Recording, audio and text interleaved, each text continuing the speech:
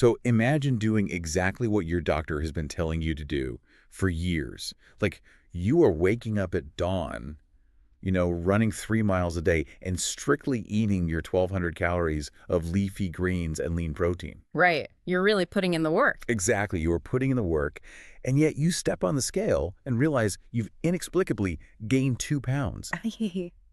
And to make matters worse, your jeans won't button because you've suddenly developed this thick layer of deep belly fat. Oh, yeah. It's incredibly I frustrating. mean, you feel like you are losing your mind. But if you are a woman navigating the transition into menopause, this isn't a nightmare, and it definitely isn't a failure of willpower.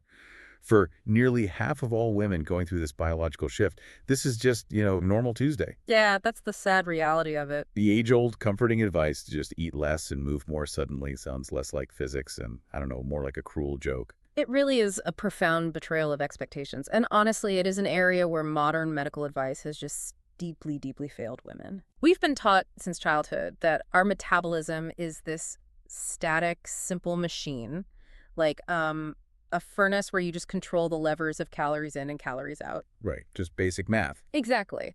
But during the menopausal transition, the entire structural integrity of that furnace is completely dismantled and rebuilt.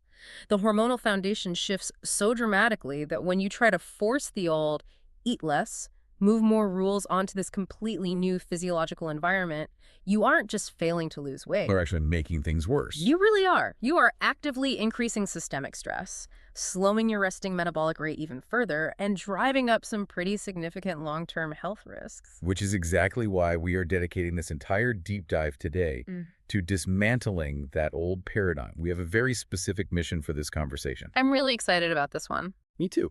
So we are going to explore how you can safely use targeted fasting strategies to reclaim your metabolic health, balance those chaotic shifting hormones, and actually trigger a process of deep, microscopic cellular healing. We really want to give you a roadmap for fundamentally upgrading how your body processes energy. And we aren't just guessing here. We have a phenomenal stack of clinical research and expert insights driving this discussion today. Yes, the sources for this one are amazing. They really are. We are synthesizing Dr. Felice Gersh's highly detailed work, A Guide to Fasting for Menopause. We're also going deep into the clinical trial data on the fasting mimicking diet, which is often referred to as the FMD. Right. And that was developed through decades of research by Dr. Walter Longo at the University of Southern California. Plus, we are bringing in cutting-edge insights on autophagy, cellular longevity, and the really practical day-to-day advice from clinical fasting experts like Dr. Jason Fung and Megan Rumos. Yeah, and they specialize in how these protocols uniquely and specifically impact female hormones. Exactly. Okay, let's unpack this. Because to understand why a fasting protocol is such a massive game changer, we first have to understand the crime scene. We have to look at what is actually happening in the body during this transition that causes this sudden feeling of biological hijack. The crime scene, I like that. So what exactly is the hormonal cascade of the menopausal metabolic shift? Like, what's going on? Well, to understand the shift, you have to look at the massive drop in ovarian hormones, specifically the natural decline of estradiol. Okay. And estradiol is the primary, most potent form of estrogen that's active during a woman's reproductive years. And this drop happens alongside really significant decreases in progesterone and testosterone. Got it. Now, the critical flaw in how we talk about women's health is that for a century, the medical establishment viewed these strictly as reproductive hormones. Like they were seen only through the lens of fertility. Right, like their only job was to regulate a monthly cycle or, support a pregnancy. Exactly, and that couldn't be further from the truth. Estradiol and progesterone are master regulators of your entire metabolic system. They are the guardrails. Oh, wow. Yeah. Estradiol, in particular, dictates where your body decides to store fat. It heavily influences how effectively your muscle cells use insulin to absorb glucose, and it manages the baseline level of systemic inflammation in your tissues. So they're doing a lot more than just reproduction. So much more. When those hormones begin to drastically fluctuate and eventually drop, the metabolic guardrails essentially just vanish. So without those guardrails, what happens to the food we eat? I mean, where does the energy go? Well, this is where we see the physical manifestations that frustrate women the most. Without the protective insulin-sensitizing effects of optimal estrogen, the cells become increasingly resistant to insulin. Okay, so insulin resistance. Right. Think of the insulin receptor on your cell like a lock, insulin as the key, and glucose from your food as the guest trying to get inside. Okay, I'm following. Estradiol helps keep that lock well-oiled and responsive. When estradiol drops, the lock basically gets rusty. So the glucose gets stuck in the bloodstream. You're on the right track, but it's actually a bit more chaotic than that. The body just won't tolerate high blood glucose, so the pancreas panics. Oh, no. Yeah, it starts pumping out massive amounts of extra insulin. It's basically shoving more and more keys into the rusty lock just to force the door open. And here is the kicker. Insulin is a primary fat storage hormone. Wait, really? Oh, yeah. When you have high levels of insulin circulating all the time, your body is chemically locked into storage mode. It literally cannot burn fat. Wow. And because of the lack of estrogen, it decides to store this new fat in the most dangerous place possible, which is the visceral cavity. Just the deep belly fat, the stuff that wraps around your organs, right? Yes, exactly. Visceral fat is not like the subcutaneous fat on your thighs or arms, which is, relatively inert. Visceral fat is metabolically active. It acts almost like a tumor. A tumor. That's terrifying. It is. It actively secretes inflammatory cytokines, which are chemical messengers that increase systemic inflammation. And that inflammation, in turn, makes your cells even more resistant to insulin. So it just feeds itself. Right. It is a vicious, self-perpetuating cycle of weight gain and metabolic dysfunction. And the statistics from our sources are frankly staggering. I mean, over 43% of women navigating menopause struggle with clinical obesity. Yeah, it's a huge number. That is nearly half the population going through this transition. So if you are listening to this and looking down at a belly that wasn't there 3 years ago, it is crucial to understand that this is not a moral failing. You didn't suddenly become lazy. It is a biological domino effect. And those dominoes fall into territory that is much more dangerous than just needing to buy a larger clothing size. Right. It's not just cosmetic. Not at all. These metabolic shifts, the visceral weight gain, the hyperinsulinemia, the chronic inflammation, these become direct, potent risk factors for serious, life-threatening conditions. We are talking about type 2 diabetes, cardiovascular disease, non-alcoholic fatty liver disease, certain hormone-driven cancers, dementia, and severe osteoporosis. It's basically a perfect storm. It really is. The menopause transition is a critical, vulnerable window of time where targeted interventions are absolutely necessary to restore metabolic homeostasis before these diseases take root. But the traditional interventions are completely missing the mark. Yeah. I mean, when women go to their doctors, exhausted and frustrated by the sudden weight gain, they're almost universally met with that same old advice, right? Severe chronic calorie restriction. Just eat less. Exactly. Just eat 1,200 calories and get on the treadmill. Or, more recently, they were being aggressively pushed toward pharmaceutical weight loss drugs or even bariatric surgery. I understand why doctors reach for those tools, I really do. But we have to look at the long-term cellular impact. The problem with chronic, severe calorie restriction, say, eating a tiny breakfast, a tiny lunch, and a tiny dinner, is that it fundamentally damages the metabolism. Because the body thinks it's starving. The body isn't stupid. It senses that there is a famine, but because you are constantly eating small amounts of food, you are constantly triggering insulin. And like we said, when insulin is present, you cannot access your stored body fat. So you are starving, but your fat vaults are locked tight. Exactly. So how does the body survive? It initiates a deliberate triage. It down-regulates its energy expenditure. Like slows everything down. Right. It turns down the thermostat so you feel cold. It diverts energy from non-essential systems so your hair thins, your nails get brittle, your thyroid and adrenal glands become heavily stressed. Oh, wow, that sounds awful. And worst of all, to get the energy it needs, it starts breaking down your heavy, metabolically expensive lean muscle mass. Wait, it eats your muscle instead of the fat. Yes. You might lose weight on the scale initially, but you are losing muscle, which permanently drops your resting metabolic rate even further. That is the exact opposite of what you want to happen. Completely.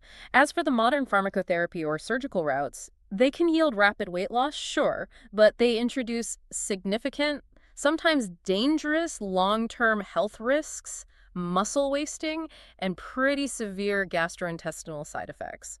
They are treating the symptom, the weight, without addressing the underlying cellular and hormonal dysfunction.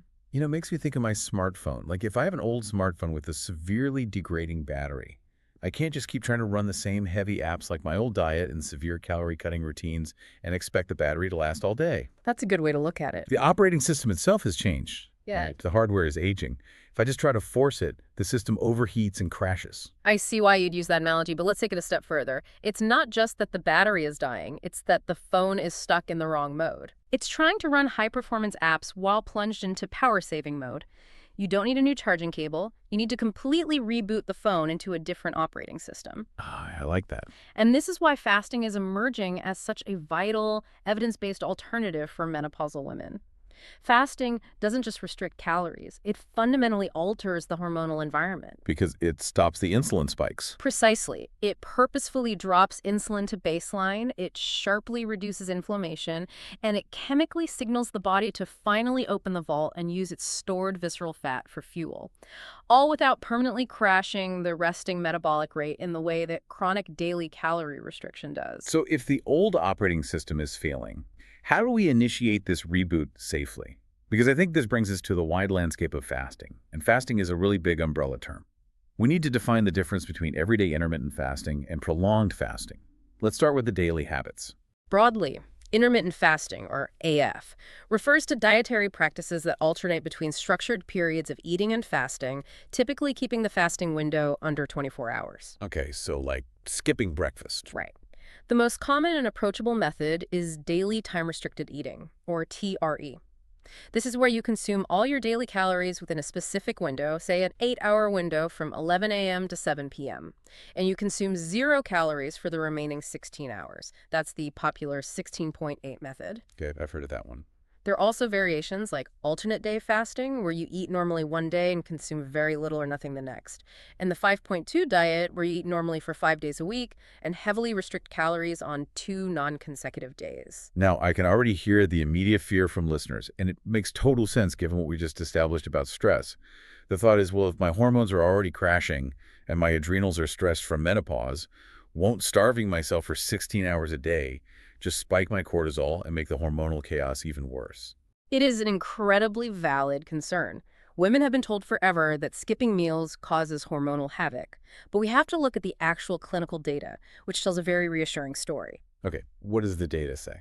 One of the standout studies highlighted in our sources looks specifically at a group of obese postmenopausal women. The researchers had them practice 16 to 18 hours of daily time-restricted eating for 8 straight weeks, and they meticulously tracked not just their weight, but their comprehensive hormone panels. And what did the blood work show? Was it a mess? The results were fascinating.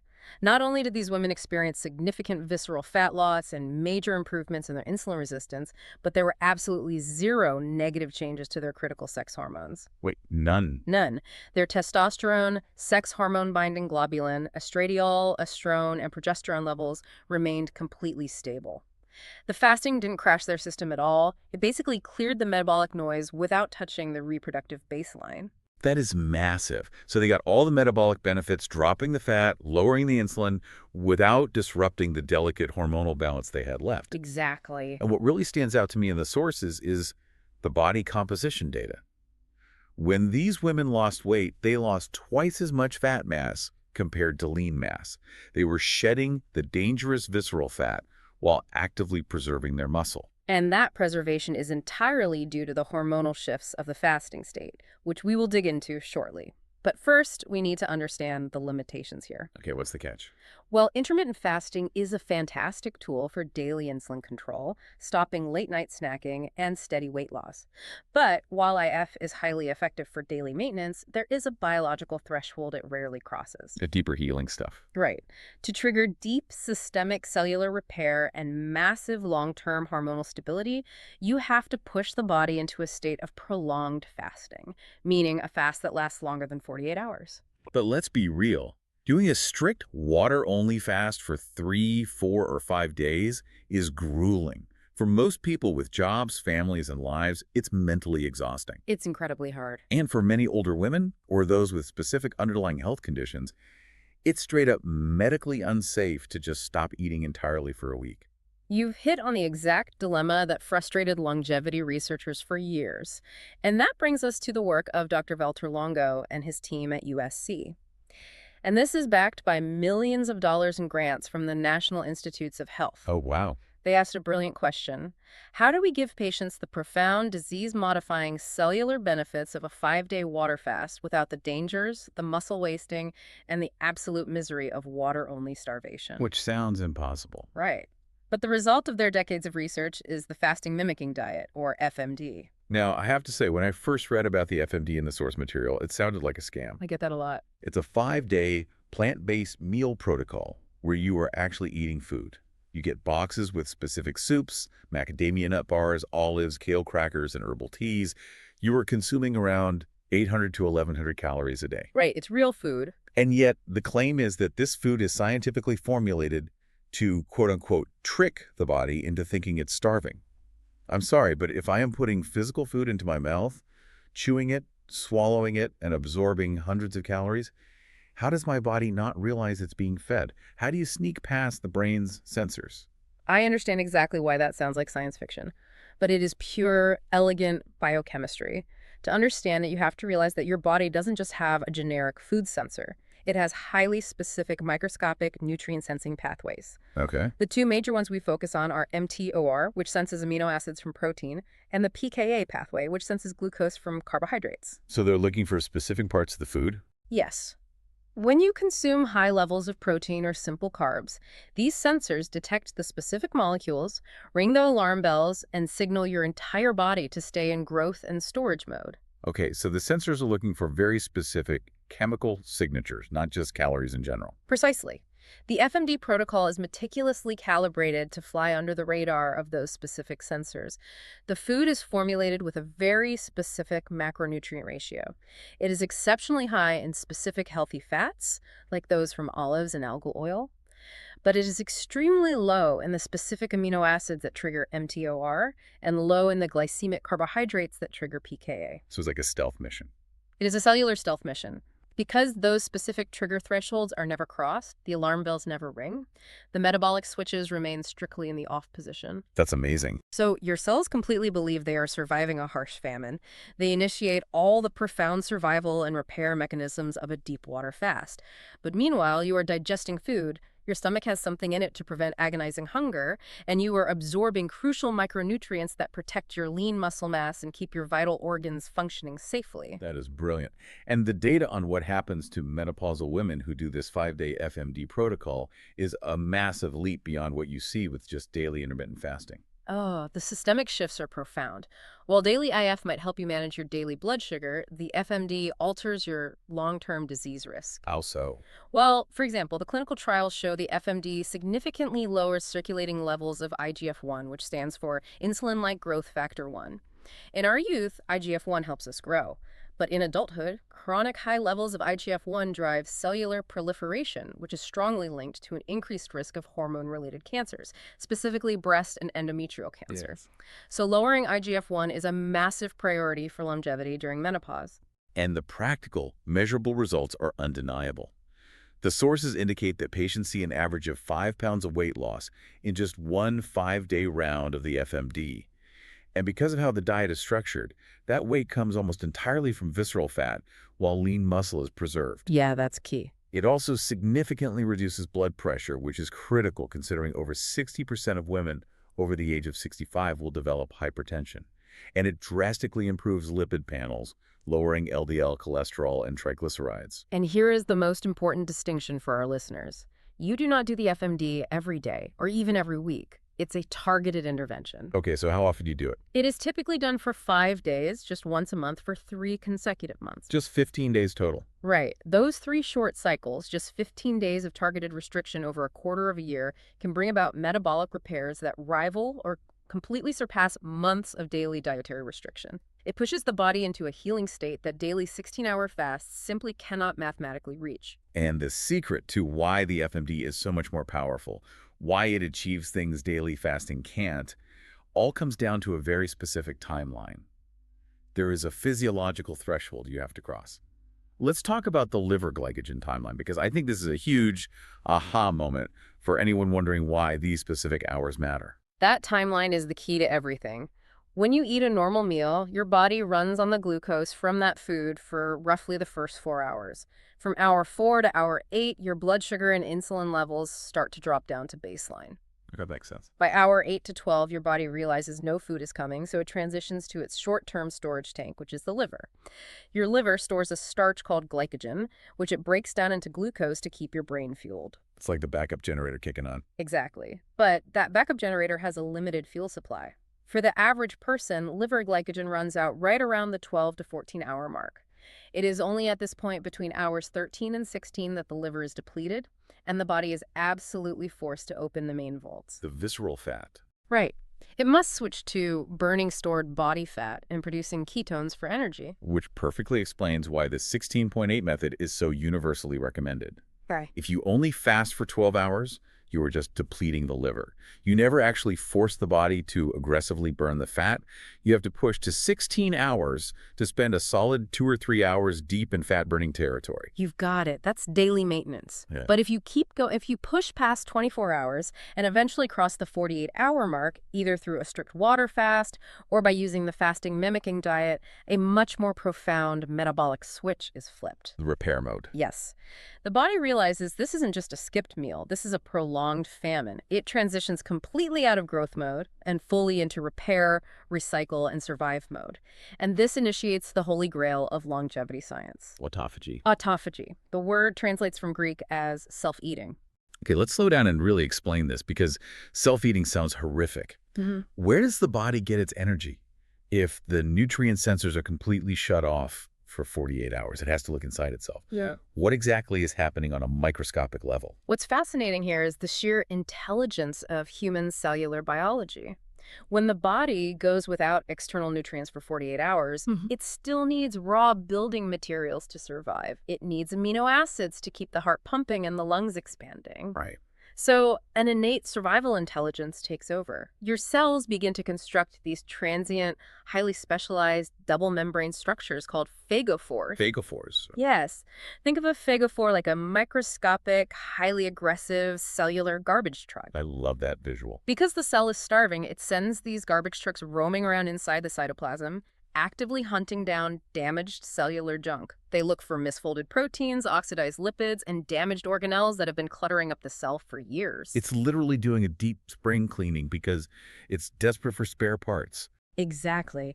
The phagophore expands and engulfs all the cellular debris. Then it hauls this microscopic garbage bag over to an organelle called the lysosome.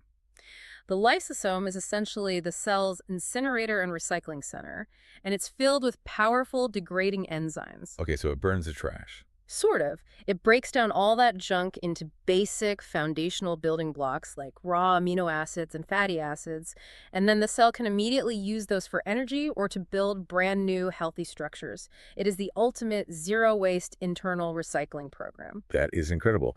And the sources point out that this process specifically targets something called senescent cells. Yeah. I feel like I'm hearing this term everywhere in longevity circles lately. They're often referred to as zombie cells. Zombie cells is the perfect colloquial term for them. As we age, and especially as we accumulate oxidative stress from poor diets and environmental toxins, our cells naturally sustain DNA damage. Which is normal, right? Yes. And normally, a severely damaged cell goes through apoptosis, which is programmed cell death. It falls on its sword for the good of the vital. But some cells don't die. They enter a state of senescence. They are damaged, but they stubbornly refuse to die. So they just sit there taking up space. It's worse than just taking up space. These zombie cells are metabolically broken. A healthy cell is flexible. It can burn fat or sugar. A zombie cell is metabolically inflexible. It can only survive by aggressively fermenting sugar. Oh, wow. It produces energy incredibly inefficiently, it generates massive amounts of toxic metabolic waste, and most destructively, it secretes a constant stream of highly inflammatory chemical signals that actually damage and age the healthy, youthful cells surrounding it. They are literally infecting the neighborhood. And because they rely exclusively on sugar to survive, when you do a prolonged fast and entirely cut off the blood sugar supply, these zombie cells are the very first things to starve. You hit the nail on the head. Autophagy is a ruthless process of cellular triage. The body prioritizes the survival of the healthy, flexible cells by cannibalizing the weak, decaying ones. It's survival of the fittest on a cellular level. Exactly.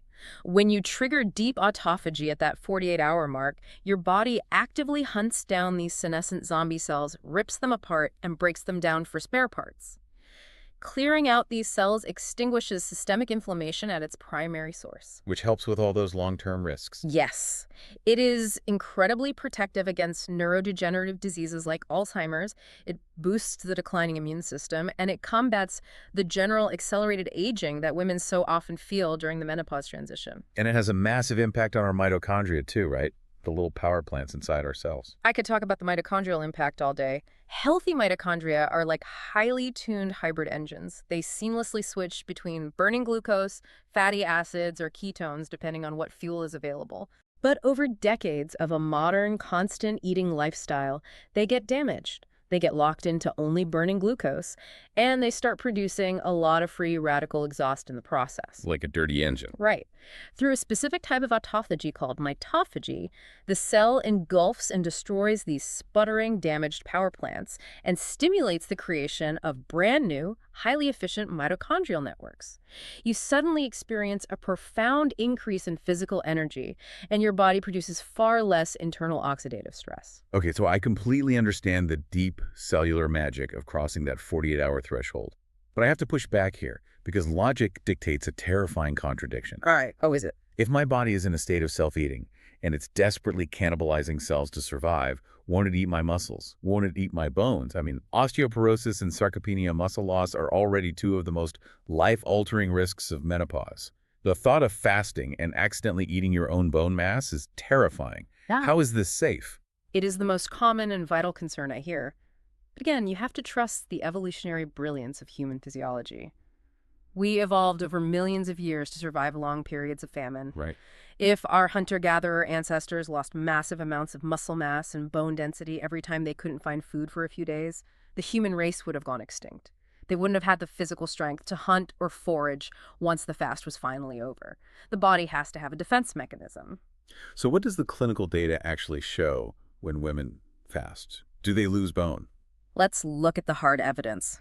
In a rigorous 24-week clinical study of menopausal women performing aggressive alternate-day fasting, researchers specifically tracked markers of bone metabolism and conducted DEXA scans to measure total body bone mineral density. And The results were definitive. There were absolutely zero adverse effects. Their bone density remained completely stable over 6 straight months of fasting. wait, how is that physically possible? If the body needs raw amino acids and calcium and no food is coming in, why wouldn't it leach it from the bones? The secret lies in a profound protective hormonal shift that occurs specifically during a fasted state.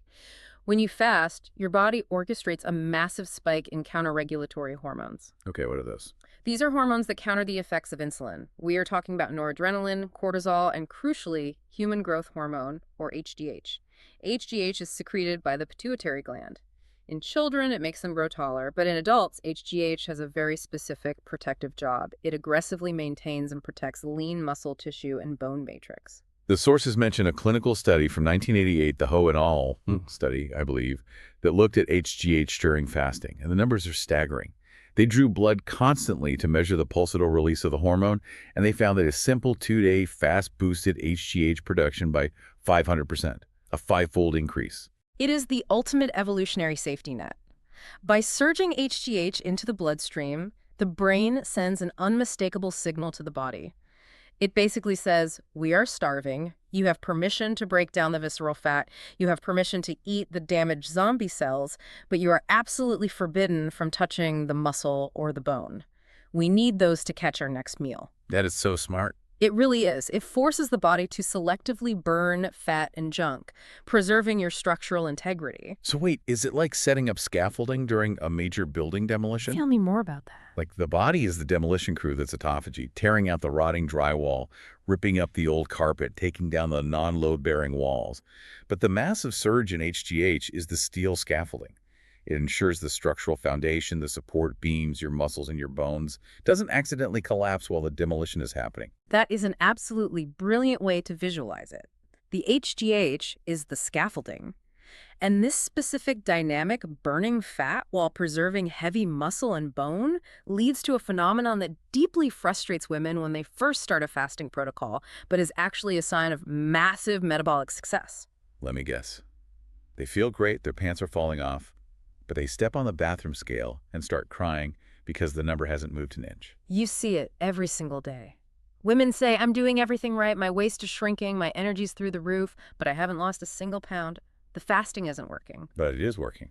It's working perfectly. We have to remember that muscle tissue and bone matrix are incredibly dense and heavy. Fat is light, fluffy, and voluminous. All right, muscle weighs more than fat. While it's denser, thanks to that HGH surge, the body is aggressively burning off the light, fluffy, highly inflammatory visceral fat that takes up a ton of space in the abdomen, while simultaneously preserving and sometimes even actively building heavy, dense muscle and bone. It changes your whole shape. Exactly. You are radically changing your body composition. This is why women must stop letting a cheap plastic bathroom scale dictate their self-worth and their success. How your clothes fit, your waist-to-hip ratio, and your physical energy are infinitely more accurate metrics of metabolic healing. I love that. Throw the scale away. Yeah. Now, preserving that muscle isn't just about the magic of the fasting window. It's also about what you do when you open your eating window. And this brings up a crucial point about balancing protein, which can be tricky. We mentioned MTR earlier, the cellular sensor that detects protein. Right. And here is where we need to find the balance. While fasting triggers the breakdown and the cleanup, specifically eating adequate protein triggers growth and rebuilding, we need MTR. Think of MTR like a cellular general contractor. Okay, I like this. Walk me through the general contractor. When you eat a nutrient-dense piece of steak or a piece of salmon, the amino acids hit your bloodstream. The general contractor, MTOR, walks onto the cellular job site, blows a whistle, and yells, "All right, everyone, the famine is over. We have high-quality building materials. Shut down the demolition crew, shut down the phagophores, and let's start synthesizing new muscle tissue." Oh, so it stops autophagy dead in its tracks. Completely. When MTOR is activated, autophagy completely stops and ketone production stops. So if we want to build back the muscle we just protected, we absolutely need to turn MTR on. We cannot live in a constant state of autophagy. Exactly. If you stayed in autophagy forever, you would wither away. You need protein to stimulate MTR so your body can rebuild the cells it just cleaned out into stronger, younger versions. Right. However, the modern Western diet creates a massive problem. If you are eating high-protein meals 3 times a day and constantly snacking on protein bars from morning to night, that general contractor is blowing his whistle 24/7. So MTR is always on. Always on. The demolition crew never gets to work. You never, ever enter autophagy, and the cellular garbage just piles up for decades. So the goal isn't to demonize protein or MTOR. The goal is to cycle between the two states. Fasting inhibits MTOR and cleans the house. Eating a nutrient-dense, high-protein meal activates MTR to rebuild a stronger house. It's a biological rhythm. It is the rhythm of human evolution, breakdown and repair, famine and feast. So the science proves this is safe, it proves it's effective, and it proves it protects our structural integrity. But let's get out of the laboratory and get highly practical. Let's do it. How does a woman listening to this, someone who has eaten 3 meals and 2 snacks a day her entire life, someone who gets violently hangry by 10 a.m., actually begin this process without feeling completely miserable and giving up by noon? You cannot just jump into the deep end. This is where so many people fail. Women's anatomies, particularly during the intense hormonal fluctuations of perimenopause and menopause, are exquisitely sensitive to stress. And fasting is a stressor. It is. If you go from eating 6 times a day to suddenly trying to white-knuckle a 20-hour fast, your nervous system will perceive that as a severe, life-threatening famine. It will spike your cortisol, stress your adrenals, completely crash your blood sugar, and you will feel dizzy, nauseous, and awful. Yeah, nobody wants to do that. You have to introduce this biological stressor gradually, allowing the mitochondria time to build metabolic flexibility. This is where we introduce a structured protocol called the crescendo method. The crescendo method. I love the terminology. It implies a slow, gradual building of intensity, like a piece of music. How exactly does a beginner execute this? It's an active trial and error approach heavily tailored for internal awareness. You start incredibly gently. For a woman completely new to any form of time-restricted eating, we outline a simple, highly effective 3-week introductory schedule. Okay, let's hear week 1. In week 1, you do not even attempt to fast every day. You pick 2 or 3 non-consecutive days in the week, say Monday, Wednesday, and Friday. On those specific days, you simply aim for a 12-hour fasting window. So if you finish your dinner at 7 p.m., you don't consume calories again until 7 a.m. the next morning. That's a 12.12 schedule. Honestly, for most people, a 12-hour fast just means aggressively cutting out the mindless late-night snacking on the couch. That seems entirely doable. It's just establishing a baseline. What happens on the other days, and then what happens in week 2? On the non-fasting days, you just eat normally, though obviously aiming for whole, healthy foods. If week 1 felt good and your sleep is solid, in week 2, on those same 2 or 3 specific days, you gently push the fasting window to 14 hours, a 14.10 schedule. So skipping breakfast, essentially. Or delaying it. You finish dinner at 7 p.m., you wake up to have some black coffee or water, and you push breakfast to 9 a.m. You are gently stretching the body's ability to rely on its stored liver glycogen. Got it. And week 3? Then, in week 3, if your energy is stable and your body is adapting, you advance to 16 hours of fasting on those specific days. That is the classic 16.8 schedule. Finishing dinner at 7 p.m. and breaking your fast at 11 a.m. And by doing it only a few days a week to start, you aren't overloading the nervous system with constant, relentless deprivation. You are lifting a metabolic weight, and then you are taking a rest day. It's like training a muscle. Exactly. You're training your metabolic flexibility. But even with this incredibly gentle, stepped approach, there are 3 very common beginner-friendly mistakes that women make over and over again, which can totally derail their progress and make them feel terrible. Let's turn these into a practical checklist. What is the first major mistake? Mistake number 1 is ignoring the hormonal cycle and overall life stress load. For perimenopausal women who are still having a cycle, there are specific times in the month, specifically the week right before your period starts, when progesterone naturally drops. During this week, the body is highly sensitive to stress, and insulin resistance naturally slightly increases. Trying to force long fasts during this week can aggressively backfire and cause intense cravings and fatigue. But what about postmenopausal women who no longer have a cycle to track? For them, the rule simply shifts to monitoring overall allostatic load. That's your total stress burden. Do not force a fast when your body is already under massive external stress. Like if you're sick or sleep deprived. Yes. If you are exhausted from bad sleep, if you are fighting off a cold, or if you are dealing with intense emotional trauma or work deadlines, that is not the day to push for a 16-hour fast. Fasting is a stressor. If your stress bucket is already full, fasting will make it overflow. You have to read your body and give yourself grace to eat breakfast when you need it. That makes perfect sense. Listen to the stress. Let's dig into the second mistake, because I think this one trips up almost everyone. Mistake number 2 is inadequate sodium intake. This is absolutely huge, and it comes down to kidney physiology. Wait, you're telling me salt is the answer? My doctor has been telling me to avoid salt for 20 years to protect my heart. I understand why that sounds completely contradictory, but we have to separate standard dietary advice for someone eating a carbohydrate-heavy diet from the physiological reality of a fasted state. How does fasting change it? Well, when you eat a standard diet, high insulin tells the kidneys to hold on to sodium and water. But when you fast, your insulin levels drop to baseline. When insulin drops, your kidneys immediately receive a signal to dump water.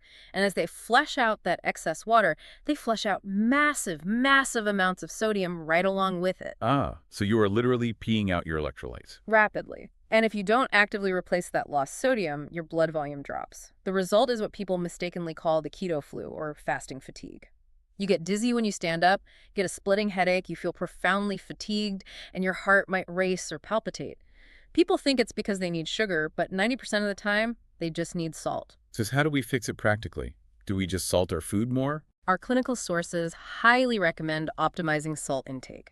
On your eating days, you require on average between 1 and 3 teaspoons of high-quality salt per day. Assuming, of course, you don't have a specific medical condition like advanced kidney disease that contraindicates this. So always check with your physician. And on fasting days? On fasting days, you have to be proactive. You can drink an ounce of sugar-free pickle juice, add a heavy pinch of high-quality sea salt or Himalayan pink salt to a glass of warm water, or literally just put a pinch of salt directly on your tongue and let it dissolve. Just straight salt on the tongue? Yeah. It immediately enters the bloodstream, balances your electrolytes, raises your blood volume, and the headache and fatigue vanish within minutes. That is such a simple, actionable hack. Salt on the tongue. Oh. Okay, what is the third major mistake? Inadequate dietary fat during the eating window. Women have been culturally brainwashed since the 1980s to fear dietary fat. We grew up on Snackwell cookies and low-fat yogurt. No, the low-fat craze. Exactly. Wow. But healthy fats from avocados, extra virgin olive oil, Coconut oil, grass-fed butter, fatty fish, and raw nuts are the absolute fundamental building blocks of your sex hormones. Cholesterol is the precursor molecule to estrogen and testosterone. Oh, wow. So if you are fasting to burn fat, but then you are eating a low-fat diet during your 8-hour feeding window, you are literally starving your endocrine system of the raw materials it desperately needs to function. Here's where it gets really interesting. When I was reading the case studies from Megan Ramos and Dr. Fung, they pointed out that this exact combination, chronically low sodium and chronically low dietary fat, is the true hidden culprit behind a plunging sex drive when women start fasting. It is a massive misconception. Women tell their doctors, I started fasting and my libido completely disappeared, so the fasting must be ruining my hormones. But if a woman experiences a drop in sex drive, it is almost entirely a nutrient deficiency, not the fasting itself. Because they're lacking salt and fat. Right. When you don't have enough salt, your adrenals panic and steal progesterone to make cortisol. When you don't have enough dietary fat, your body physically cannot manufacture the sex hormones required for a healthy libido. Your body shuts down reproductive desire because it thinks you are starving. But when you fix those two specific things, when you optimize your salt intake and intentionally eat plenty of healthy, rich fats during your eating window, the opposite actually happens, right? Yes. When properly fueled with fat and salt, the fasting protocol actually increases libido and significantly improves issues like vaginal dryness. That's a huge benefit. It is. By stabilizing the chaotic insulin spikes and drastically reducing systemic inflammation, the entire pelvic region experiences better blood flow. The counter-regulatory hormones give you a surge of physical energy, and many women report a significant resurgence in their physical drive. It usually takes a few weeks of consistent practice for the body to regulate, but the long-term benefits to sexual health are profound. So we have the crescendo method to ease in gently. We know the physiological mechanism behind watching our salt and our fat, and we are paying close attention to our total stress load. But even with the smartest, gentlest start, the human body is unpredictable. What are the absolute red flags? When does a woman need to hit the brakes? Safety has to be the top priority always. Fasting is a hermetic stressor, a good stress, like exercise. But if the body is already physically compromised, adding more stress is dangerous. The clinical sources provide a very definitive safety checklist to confirm a woman is actually ready for longer fasts, specifically the fasting mimicking diet or anything over 24 hours. Let's go through the checklist. First, you should absolutely not attempt prolonged fasts if your BMI is under 18.5, because you simply do not have the necessary fat reserves to safely sustain the process without catabolizing organ tissue. You should not fast if you have an active infection, a fever, or severe diarrhea. Because your immune system needs the energy. Exactly. The immune system requires massive amounts of energy to fight illness, and you must fuel it. What about age restrictions or specific medical histories? You should never attempt prolonged fasting if you have a known, suspected, or previous history of eating disorders, such as anorexia or bulimia.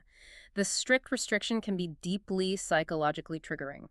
It is entirely contraindicated for anyone who is pregnant or breastfeeding. Right. And for those over the age of 70, prolonged fasts should only ever be done under the direct, close supervision of a geriatric healthcare provider, because the risk of sarcopenia muscle loss increases with age and the refeeding phase must be managed perfectly. Okay, so assuming a woman clears that baseline safety checklist and begins her fasting journey, what are the red flags during the fast itself? The undeniable physiological signs that say stop, go eat a meal, break the fast today, and try again next week. It's vital to distinguish between the normal, mild discomfort of metabolic adaptation, like a rumbling stomach, thinking about food, or feeling a bit chilly as blood flows to your core, and true biological red flags. So what are the bad signs? The red flags indicating an immediate need to pause include extreme, unquenchable thirst that doesn't resolve, unmanageable pounding headaches that don't go away even after taking salt and drinking water, or severe wired sleeplessness. Wired sleeplessness, like you can't shut your brain off. Yeah. Mild changes in sleep are common because of the noradrenaline boost, but if your heart is racing, you are highly anxious, and you are completely unable to sleep, your cortisol is way too high, your body is in distress, you need to step back and eat. There's also a highly specific, very fascinating, and frankly, somewhat shocking risk detailed in the sources for women who decide to push into extended fasts, like a 5-day water fast or the FMD, for the very first time. And that is intense, seemingly unprovoked emotional irritability and mood swings. Yes, and understanding the biochemistry of why this happens is crucial so women don't just blame themselves or think they're going crazy or failing at the protocol. This raises an important question. hmm Why does starving the body suddenly make our emotions go completely haywire, specifically during the menopause transition? What is the chemical trigger? It all comes back to the visceral belly fat we discussed in the beginning. Excess visceral fat doesn't just sit there like an inert storage unit. It acts as an active endocrine organ. And one of its primary functions is that it stores massive amounts of excess estrogen and environmental toxins. Oh, no. When a woman undergoes an extended fast for the first time, her insulin drops precipitously, and the body finally gains access to that vault.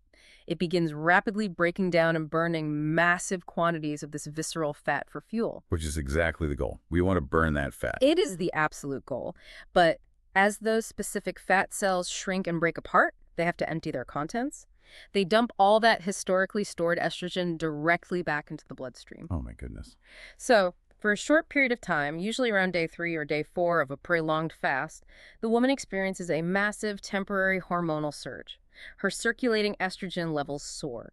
This sudden chemical flood crosses the blood-brain barrier and directly impacts the nervous system, causing intense emotional swings, crying spells out of nowhere, or severe snapping irritability. So you're telling me I might end up sobbing at a life insurance commercial on a Tuesday afternoon or snapping at my husband for breathing too loudly, but it's actually just my belly fat detoxing. Yep, that's exactly what's happening. That is wild. Your body is basically clearing out years of hoarded estrogen all at once. It is exactly a detox. And the profound takeaway here is that understanding this specific chemical release allows women to give themselves grace.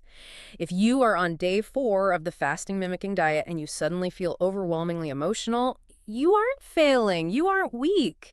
You are experiencing a physiological dump of stored hormones because the protocol is working exactly as designed. The fat is burning. The fat is burning. You just have to hydrate, breathe, and ride out the temporary surge. Knowing that once that stored estrogen is cleared and metabolized by the liver, your hormonal baseline will be significantly healthier and more stable than it was before you started. That reframing is so powerful. It changes the entire narrative from I'm miserable because I'm starving and weak to I'm emotional because my body is actively healing and taking out the hormonal trash. It's a total mindset shift. So let's look at the bigger picture. Let's say a woman successfully navigates the crescendo method. She's optimized her salt. She understands the red flags. She's cleared out the zombie cells. She wrote out the estrogen dump, and she's even done a successful round of the fasting mimicking diet. She feels incredible. Her joints don't ache. Her brain fog is gone. How does she keep the results? Because the magic isn't just in the starvation phase, right? It's in the feast. I would argue this is the most important concept in the entire longevity protocol, feast-famine cycling. Feast-famine cycling. You cannot live in famine. If you try to maintain a prolonged fast indefinitely, or if you take this new tool and turn it into chronic, everyday extreme restriction, you will eventually damage your thyroid, tank your adrenals, and destroy your sex hormones. Fasting is the breakdown phase. Feasting is the rebuilding phase. You absolutely need both sides of the coin to create a resilient metabolic machine. Feasting is the biological signal to the brain that the famine is over and the environment is safe again. Yes. When you feast, and by feast I mean when you eat highly nutrient-dense, protein-rich, healthy, fat-heavy foods until you are completely full and satiated, you are sending an evolutionary signal to your hypothalamus that food is prevalent. Like winter is over. Exactly. You're telling your body the environment is safe, we survived the winter, and we can afford to spend massive amounts of energy on reproductive hormones, optimal thyroid function, and building strong muscle. The clinical data specifically highlights the refeeding phase. The days immediately following a fast is the most critical period, especially regarding the fasting mimicking diet. During the 5 days of the FMD, you have aggressively cleared out all the senescent zombie cells and broken down damaged tissues. You've created a massive cellular void.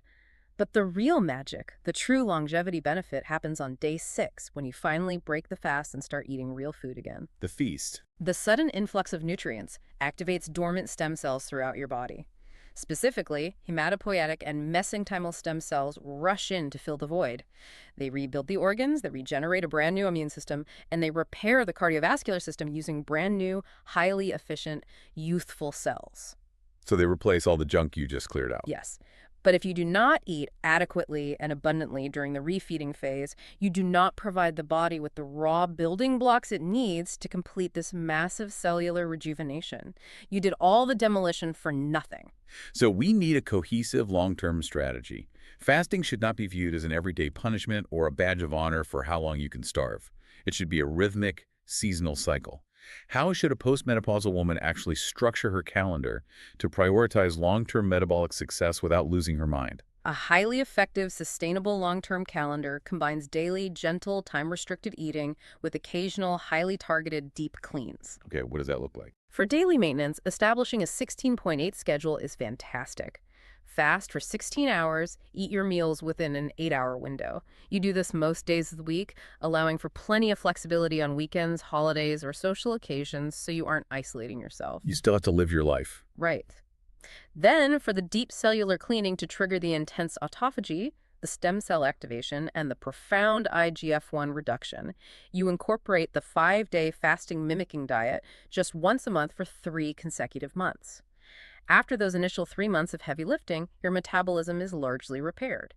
You might only need to do the FMD once or twice a year for maintenance. And we have to pair this fasting rhythm with specific types of exercise to maximize that HGH scaffolding and preserve the muscle.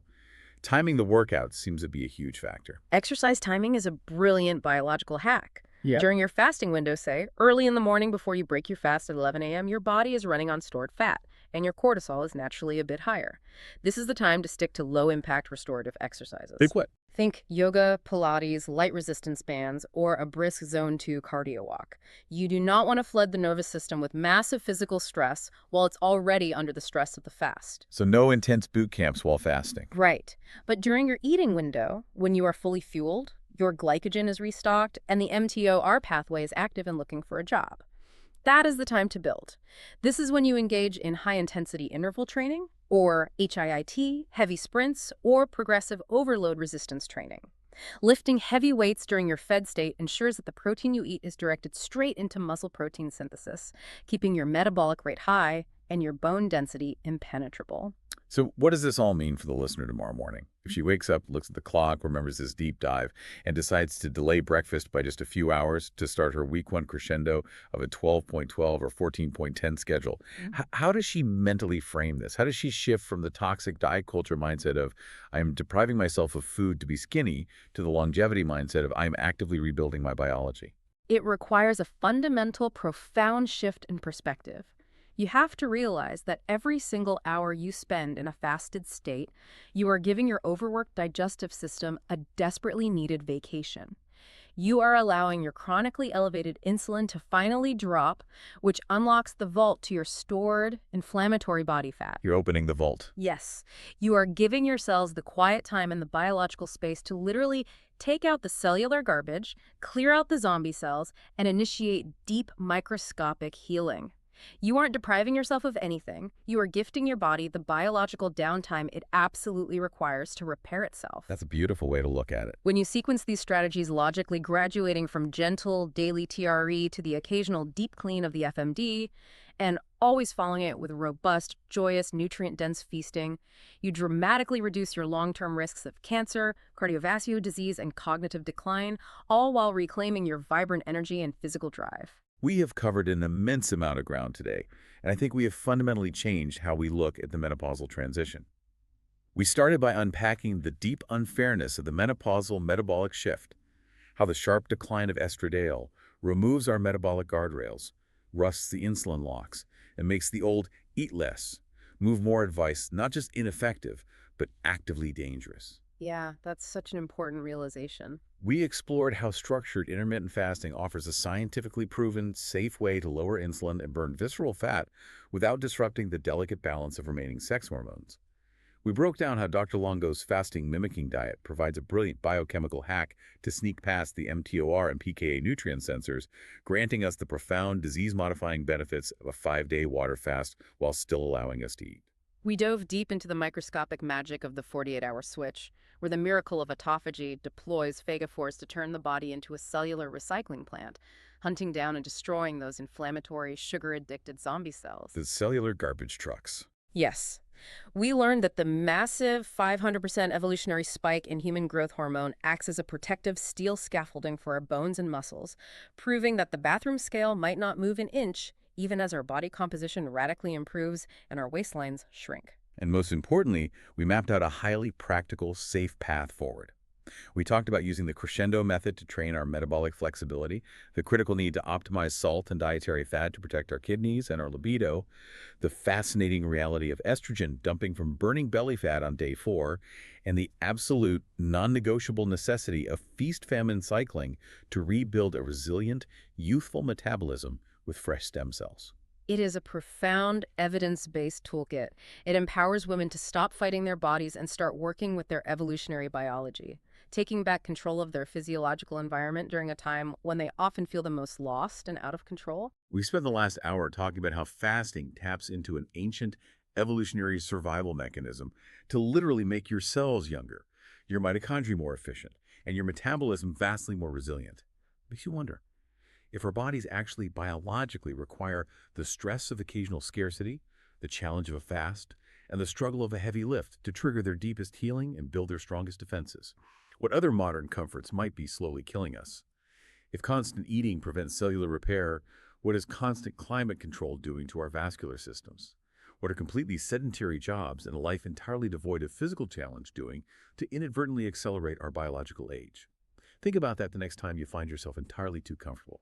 The magic happens in the challenge. Thank you for joining us on this deep dive into the science of fasting and menopause. We will see you next time.